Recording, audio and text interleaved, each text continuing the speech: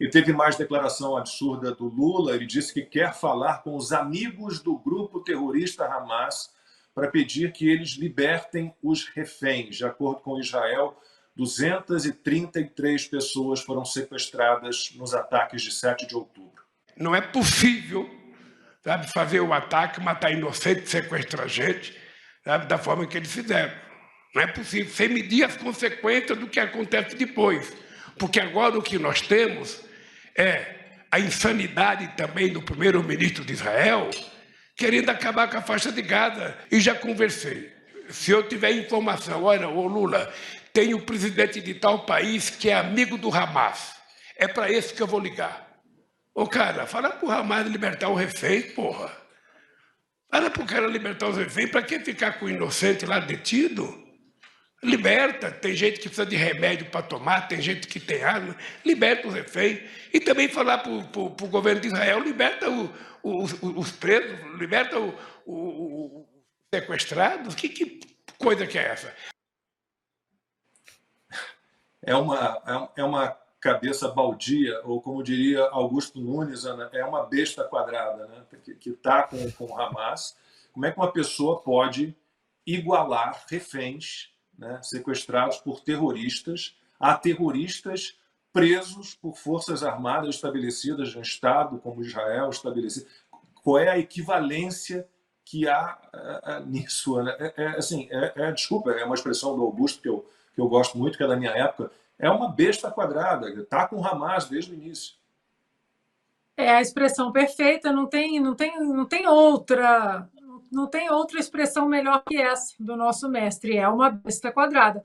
Primeiro, ele disse que resolveria a guerra entre Ucrânia e Rússia numa mesa de bar, tomando uma cervejinha, na segunda garrafa, né? E agora ele diz isso, né? Que é só ele chegar ali para o cara, olha, senhor Lula, o cara que financia o Hamas é o Irã.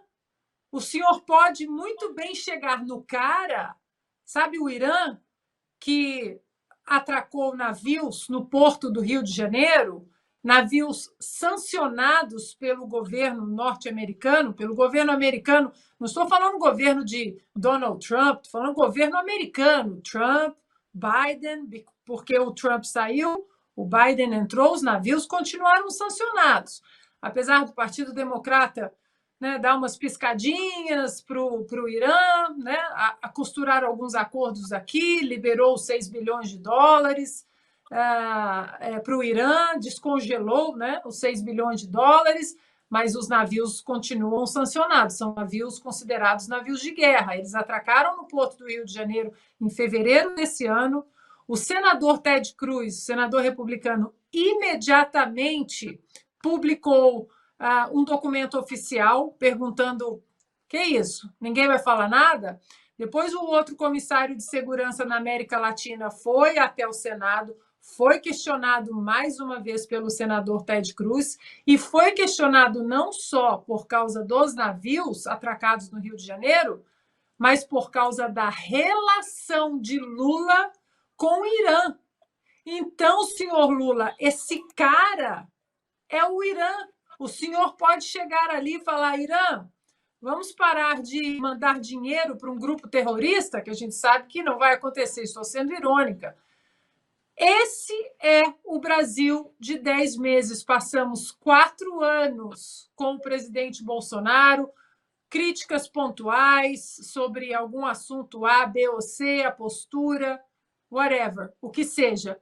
Mas era um governo alinhado com países democráticos, os pilares democráticos sustentados pela liberdade de expressão, pela liberdade de imprensa, pela luta contra o terrorismo, pelo enaltecimento das forças policiais, das forças militares. E agora, 10 meses, nós estamos diante de um governo que senta no sofá com um grupo terrorista e com países que financiam grupo terrorista.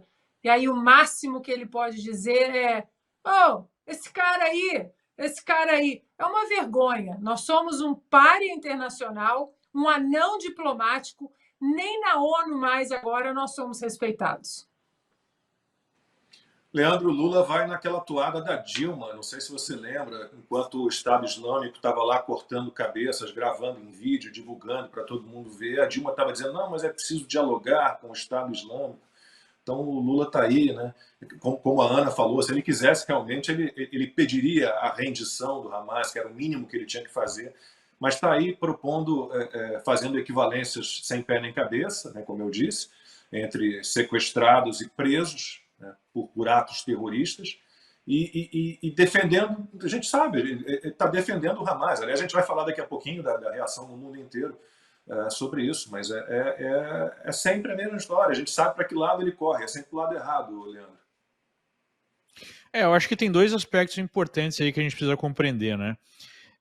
Para a esquerda, se existir uma suposta injustiça, qualquer ato é justificável para remediar essa injustiça. Então, na mentalidade da extrema esquerda, um atentado terrorista, né, o mais grave já ocorrido desde a fundação de Israel, o maior número de judeus exterminados, essa é a palavra, da maneira mais torpe, da maneira mais agressiva, né, pessoas estupradas, torturadas, colocaram fogo em famílias inteiras. Isso aí é justificável porque Israel seria uma força colonialista na Palestina, né, o que é uma simplificação atroz de todo esse conflito, de toda a situação. E nós não podemos esquecer que há pouco tempo atrás, há 2 anos atrás, vários deputados do PT, inclusive 2 ministros de Lula, assinaram uma carta de protesto porque o Reino Unido estava definindo o Hamas como grupo terrorista. Ou seja, assinaram, né, em apoio a esse tipo de gente. E não podemos também esquecer que muitos desses extremistas de esquerda, eles mesmos participavam de grupos que praticavam atos terroristas, até mesmo no Brasil, né? Então, é óbvio que há uma proximidade ideológica, né? Não tem como esconder essa proximidade agora. Agora que o filho tá feio, né? Daí o filho feio não tem pai. Agora, um segundo aspecto que eu chamo a atenção. Quando o Lula fala em erro, é preciso interpretar o que ele quer dizer, né? Porque, veja, erro é uma coisa diferente de atrocidade, né? De algo moralmente condenável. Quando ele fala em erro, e ele deixou bem claro nesse vídeo, ele está se referindo a um erro político, a um erro de fazer um atentado desses que expõe muito a posição terrorista do Hamas e fica ruim para a esquerda global e mesmo a esquerda brasileira. E aí gera uma reação de Israel esperada, né? Obviamente, Israel precisa defender o seu povo, né? o país. Então, veja, até nesse ponto a gente consegue perceber a amoralidade da esquerda e do Lula em específico, onde ele coloca como um erro e não como uma atrocidade, porque ele está fazendo um cálculo político em relação a um ataque terrorista que exterminou 1.400 israelenses.